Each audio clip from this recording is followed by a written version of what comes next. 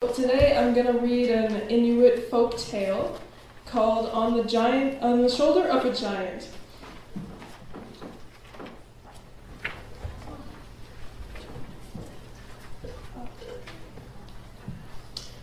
From old stories passed forward from generation to generation, we know that long ago there lived a giant called Inuit.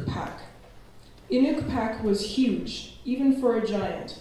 He was so tall that he could stride over the widest rivers and wade through the deepest lakes.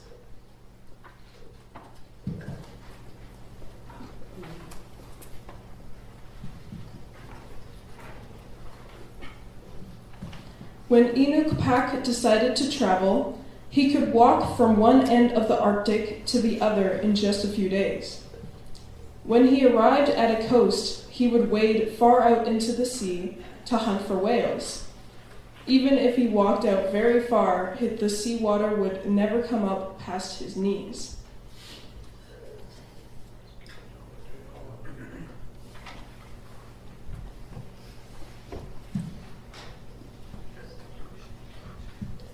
One day, Inuit met a hunter out on the tundra. Inuit thought the little man looked friendly, and he did not want to frighten him. So Inuit crouched down very low and began to talk to the little person. "Little child, why are you out here without your parents? Are you lost?" Inuit said in his friendliest voice. Oh my. The hunter was terrified. He had never seen a giant before, and he did not understand why the giant had referred to him as a child, as he was an adult. But before the hunter could say anything or run away, Inuit lifted the man up and put him on his shoulder. "Don't worry, little son, I will look after you and bring you with me on my walk."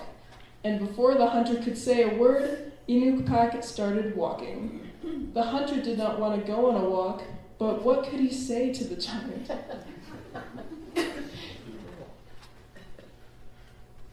Very soon, they were so far away from where they had started that the hunter did not know where they were or how to get home.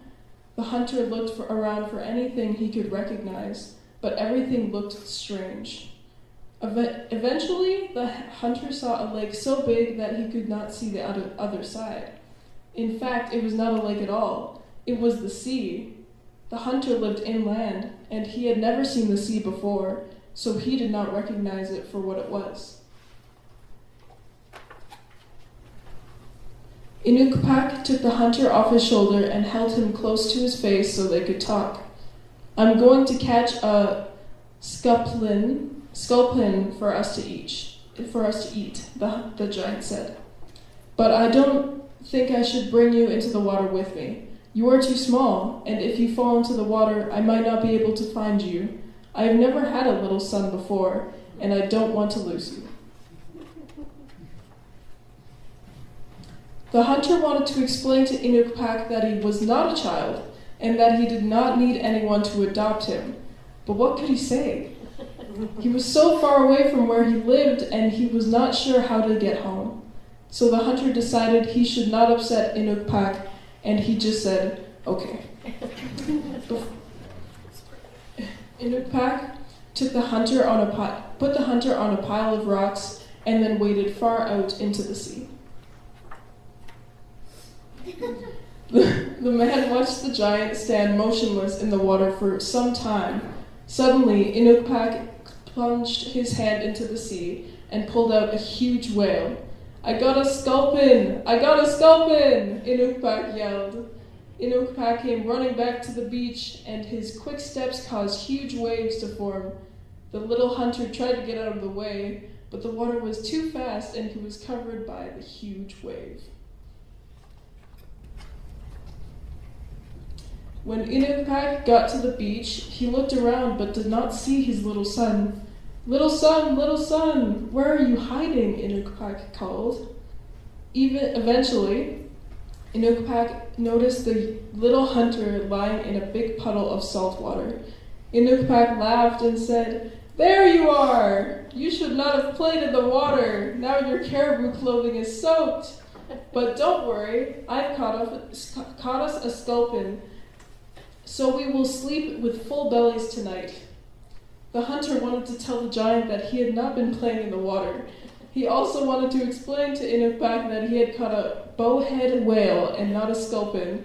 But once again, the little hunter did not want to argue with the giant, so he just said, okay. Inuit began cutting the whale, and the hunter looked for a sunny place to spread out his clothing to dry. Suddenly, the hunter saw a huge polar bear coming toward him. Inuit-pak! Inuit-pak! The hunter yelled. There is a polar bear! A polar bear! Inuit jumped to his feet and looked in the direction where his little son was pointing. Inuit loved hunting bears, and he had not seen one in many years, but he could not see any polar bears in the area. Where is the polar bear, little son? Inuit asked. Polar bears are very large, and I do not see any around. The polar bear was coming closer to the hunter, and he was getting nervous. The hunter pointed at the bear and yelled at the giant, The polar bear is right there! When Inuit saw what the hunter was pointing at, the giant laughed and picked up the polar bear with 2 fingers. The polar bear growled and scratched at the giant's hand, but it just made the giant laugh louder. When Inuit finally stopped laughing, he said to his son, This is not a polar bear. It's a baby fox or lemming. It is much too small to be a polar bear. The hunter once again did not know what to say. How could he argue with the giant? Inuit tossed the polar bear far out into the sea and sat down to eat his sculpin, which was really a bowhead whale.